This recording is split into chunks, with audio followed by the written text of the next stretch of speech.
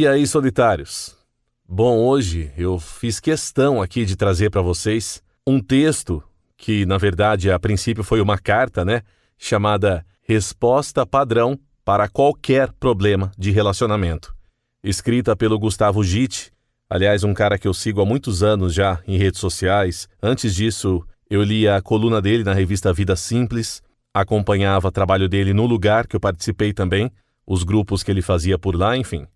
E ele gentilmente deixou eu usar essa carta aqui para vocês, eu ler em voz alta, e eu agradeço muito ao Gitti pela generosidade, porque essa carta me fez muito bem de uns anos para cá, quando eu a li.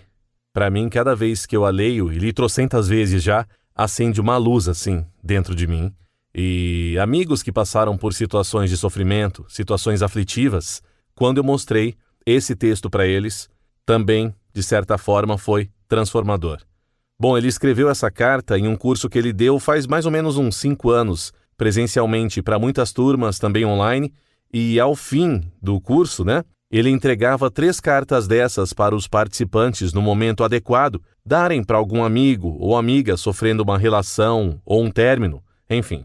Ele deixou bem claro que quando ele escreveu essa carta, o que motivou, na verdade, ele a escrever, é que ele recebia muito e-mail, muita gente o consultando, com questões sentimentais, com questões amorosas. Por exemplo, uma mulher falando que não gostava tanto mais do marido, que sentia atração por outro homem. Um cara falando que era viciado em sexo. Outra pessoa falando que gostava de mais de uma pessoa. Aí vinha outro falando que a situação com o ex estava mal resolvida, enfim. Eram muitas questões, e ele deixou bem claro no texto introdutório dele, quando ele escreveu essa carta, ele fez um artigo num antigo blog dele, que ele falava como ele não era psicólogo, nem xamã, guru, padre ou lama, e também não era adepto de manuais de autoajuda, respostas definitivas e verdades últimas. Então, ele foi mais a fundo nessa questão de começar a olhar tudo que o pessoal trazia para ele e foi percebendo muita coisa em comum, sabe? Até ele chegar no interior de cada pessoa, digamos assim. Mostrar pra gente, e eu vou mostrar pra vocês aqui com essa carta hoje, que a resposta, você vai descobrir, talvez nem tenha ela, talvez nem exista a resposta. E se existir um alívio, uma melhora, é partindo de você com você mesmo, entendeu? Como eu venho falando muito nas gravações aqui do Pílulas de Solitude. Bom, então, olha, eu vou ler para vocês a resposta padrão para qualquer problema de relacionamento, escrita pelo Gustavo Gitti, e eu quero que você, que está me acompanhando aqui hoje, traga uma questão aí. Pense, aquele ex que a situação ficou mal resolvida, na sua opinião, aquele papo atravessado, aquela raiva que eu senti que eu não superei da traição, aquela tristeza daquele fim, o que você quiser. A questão é sua, tá? Eu dei uns exemplos assim, clichês. Você escolhe a sua situação. Você vai entender agora. Resposta padrão para qualquer problema de relacionamento. Querido ou querida, e o seu nome aí, tá? Eu tô falando com você.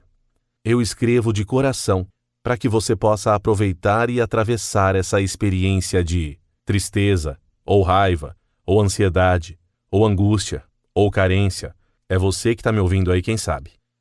Então, eu ofereço algumas possibilidades para você experimentar. Vamos lá? 1. Desista da urgência em resolver. Quanto maior a reatividade, a luta, a pressa em sair do sofrimento, maior a chance da confusão aumentar. O jogo que você está tentando arrumar nunca vai dar certo. Você ainda não se cansou de dedicar tanto tempo a tentar controlar as condições externas, o que está fora de você? Não se frustrou o suficiente ao colocar sua felicidade, sua energia, sua respiração em uma pessoa? Deseja mais uma solução paliativa ou, enfim, um caminho radicalmente transformador?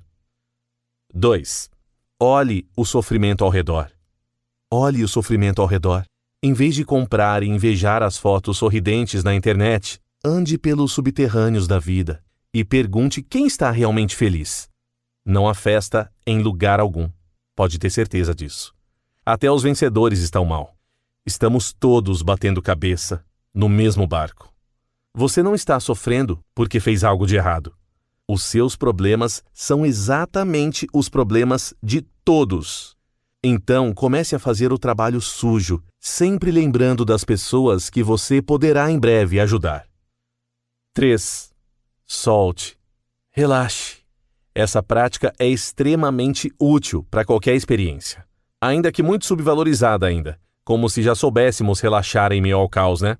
Durante o cotidiano, sempre que você puder, pare, alinhe a coluna, respire, desfaça aquela expressão do seu rosto, destensione o seu maxilar, libere todos os conteúdos mentais aí, e então volte ao que você estava fazendo. Uma vez por dia, tire férias aí da sua mente discursiva. Deite-se completamente e deixe cair cada parte do corpo. Entregue-se. Solte qualquer rigidez, experimentando não se agarrar a pensamentos, lembranças, ansiedades. Sem esse momento de repouso, será muito difícil seguir. 4. Arrume o básico e peça ajuda. Às vezes, esquecemos de cuidar da infraestrutura e da logística, o que só piora a situação. Resolva o que dá para resolver. Mas evite tomar grandes decisões. Pause ou adie tudo o que dá para pausar ou adiar. Ganhe tempo e cuide de você. Beba bastante água, coma direito, durma bem, ative seu corpo, esportes, yoga, dança de salão, vá ao cinema. Marque cafés com as melhores pessoas da sua rede. Peça ajuda e faça passeios longe da bolha do problema. Evite fazer alguma cagada e escalar ainda mais o sofrimento. 5. Assuma a responsabilidade. Nunca sofremos por fatos externos. Você é responsável por todo o seu mundo interno. Não pelas coisas, mas pela experiência que tem das coisas. É bem diferente. Então, pare o quanto antes de justificar e validar suas ações negativas com base nas ações negativas do outro.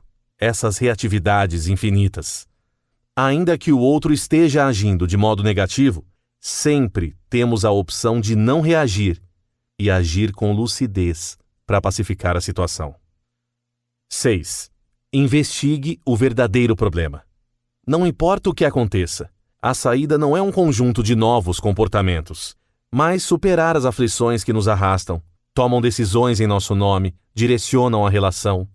Ansiedade, carência, ciúme, controle, apego, raiva, medo, inveja, orgulho. São esses os monstros e vilões, não tais histórias e tais pessoas. Deveríamos agir para erradicar as aflições mentais com a mesma força que inutilmente empenhamos em evitar aquilo que as ativa. Se você não investigar com cuidado, talvez perca bastante tempo buscando uma solução para aquilo que não é bem o real problema. Como uma pessoa que conclui sofrer de falta de sexo e vai em direção a conseguir mais sexo, até concluir que sofre por vício em sexo, e assim por diante. 7. Pare em silêncio e equilibre-se diretamente. Você não tem apego a pessoas, lugares e objetos. Você tem apego à energia que circula em você, na proximidade de pessoas, lugares e objetos. É diferente. Vou repetir. Você não tem apego a pessoas, lugares e objetos. Você tem apego à energia que circula em você na proximidade de pessoas, lugares e objetos. Se sua energia sempre oscila de acordo com as oscilações dos outros e da vida, você sempre será refém. Pesquise e experimente práticas contemplativas para ficar íntimo de seu mundo interno, se conhecer, serenar, treinar a atenção no momento, se emancipar emocionalmente, tornando-se então menos reativo e mais estável. Com essa autonomia de ânimo, nós começamos a mendigar menos e oferecer mais. 8. Não saiba. Pessoas cheias de certezas, bem decididas ou em busca de certeza e decisão são as que mais causam sofrimento. Em meio a uma crise, desista de definir o que deveria estar acontecendo e realmente se comunique com o que está acontecendo. Para isso, então, é preciso não saber e olhar com curiosidade para as dinâmicas mais sutis. Você sofre agora porque passou um tempão se orgulhando de teorias sobre como a vida deveria ser, como seu parceiro deveria se comportar, quem você deveria ser, o que é um relacionamento. Criações mentais. Suas certezas são como post-its que cobrem a realidade. Nossas crises e sofrimentos, por maiores que sejam, existem apenas dentro de bolhas. As derrotas existem apenas dentro dos jogos que estamos tentando ganhar, porque os confundimos com a própria vida. Sofremos porque não vemos tudo como uma grande brincadeira, um fluxo misterioso, plástico, aberto, livre, que nunca pode ser congelado, que não é nada sólido ou denso como parece. Sofremos porque estamos sérios, teimando em nos agarrar a histórias, incapazes de sorrir para o aspecto lúdico de todas as experiências, incapazes de dançar. Por trás dos dramas, há uma mente que não surta. Quanto mais você aprender a parar, mais fácil será reconhecê-la em você e nos outros. 9. Cultive o coração. Pode procurar, mas eu adianto. Não há inimigos ou culpados. O outro está tão ou mais confuso do que você. Ele precisa de ajuda. Em vez de deixar que o ciúme, por exemplo, jogue você contra o outro, melhor se unir para superá-lo. É como detectar um câncer. Faremos o tratamento brigando ou nos cuidando? Então, se diz que ama, faça direito. Aproxime-se de cada vez mais pessoas e reconheça-as como iguais a você. Acompanhe mais vidas e as inclua em seu fluxo mental cotidiano. Entenda o mundo do outro a partir da perspectiva do outro. Alegre-se com suas alegrias. Estimule seu florescimento, mesmo se ele não te incluir. Aumente a motivação de reduzir as causas do sofrimento e ampliar as causas da felicidade genuína. Relacione-se com a liberdade do outro, com sua natureza mais estável e profunda, além de suas manifestações negativas. Comece a entrar em qualquer mundo sem se perturbar, para então colher, espelhar, estimular, direcionar, cortar, dançar, liberar, beneficiar por infinitos meios hábeis e linguagens. Qual será o tamanho do seu peito se ninguém ficar de fora? 10. Libere o outro. Em vez de olhar para seres livres, os enxergamos a partir de nosso umbigo, de modo utilitário. Vemos apenas marido, filha, esposa, chefe, funcionário. Porque nós condicionamos nosso brilho dos olhos, agora nós tentamos manipulá-los por meio de jogos de modo a sustentar a nossa energia.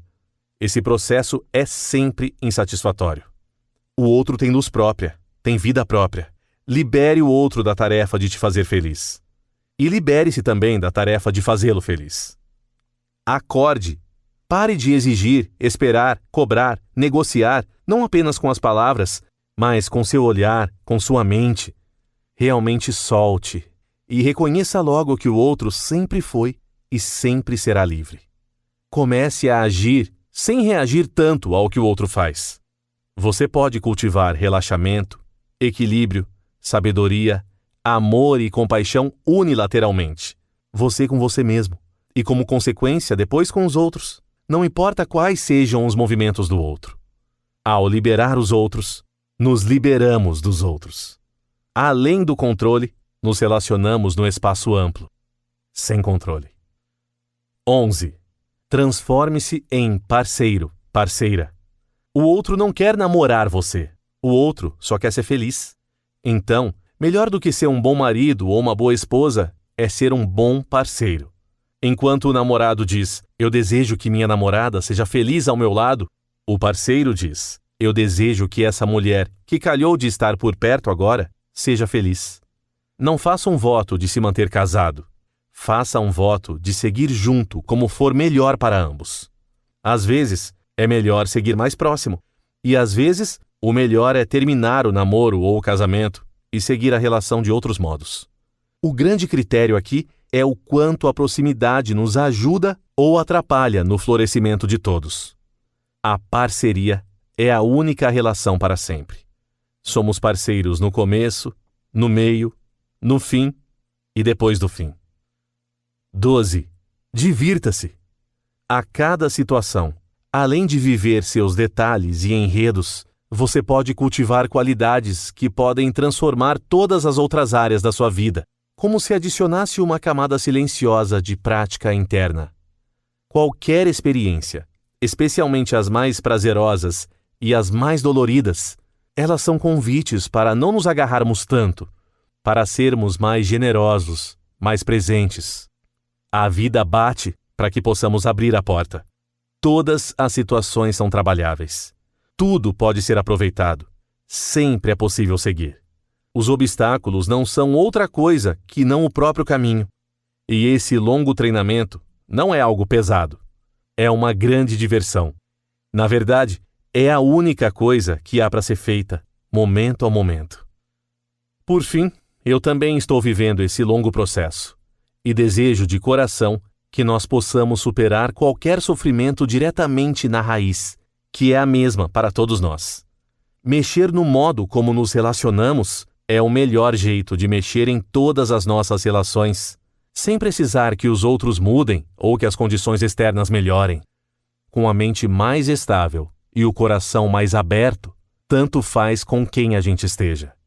O que eu desejo é que nossos olhos brilhem relaxados, sem motivo, que sempre haja um sorriso lúdico de fundo e que a nossa simples presença beneficie mais e mais pessoas. O marido, a amante, o ex-marido, a ex-mulher, o filho, a enteada, o padrasto, a prima, o primo, a ficante, o casinho, a sócia, o amigo, a prostituta, o avô, uma desconhecida ou aquele cara no metrô que ignoramos hoje pela manhã.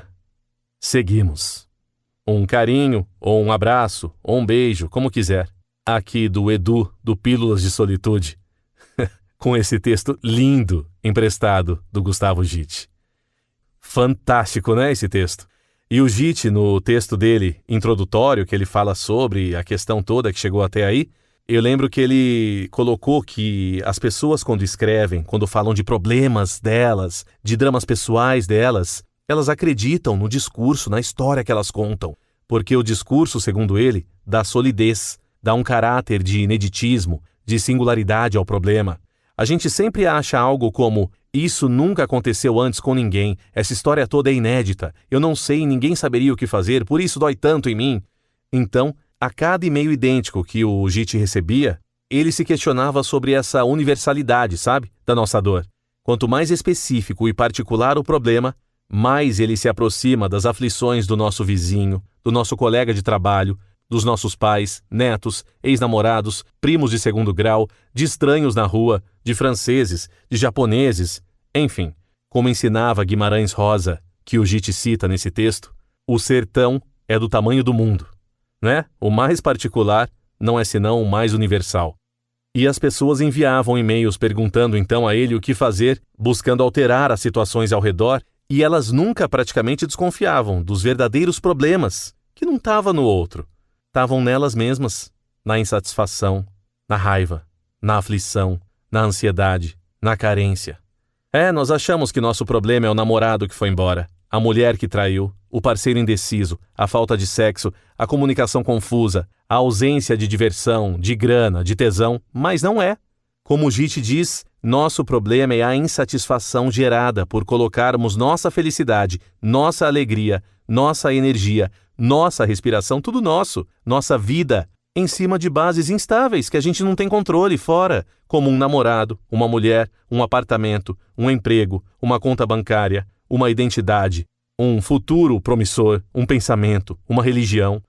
O Gustavo fala que nós sofremos porque vivemos sob a ilusão de que alguns caminhos são mais seguros do que outros. Seguros? De que uma identidade é melhor que outra. Melhor? Que a estabilidade pode ser encontrada em alguns pontos e não em outros. Estabilidade fora?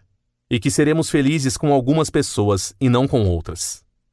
Sem perceber, então, nós passamos a vida inteira buscando tais posições, identidades, locais, pessoas, e, como o Gitt brilhantemente finaliza, o fim da história nós já sabemos e teimamos em ignorar. Todos nós morremos antes de conseguir encontrar o Santo Graal. E aí, tomando essa ilusão como referencial, sempre que surge algum sofrimento, nós interpretamos a situação como um alerta. Ah lá, o príncipe não é ele, o paraíso não é aqui, o Santo Graal deve estar em outro lugar. Desconforto, insatisfação, vontade de se mover, decisões calculadas, consulta com o psicólogo, longo e-mail para o psicanalista, aí a gente vai atrás de tudo. Liga para os amigos, conversa com um amigo sábio, pro lama, pro padre, pro moleque do blog Lilás, como o Gitte disse. É isso. Agradeço imensamente a participação total hoje do Gustavo Gitte, do começo ao fim aqui, com esse texto emprestado dele e com a carta emprestada dele também, dessa resposta padrão para qualquer problema de relacionamento.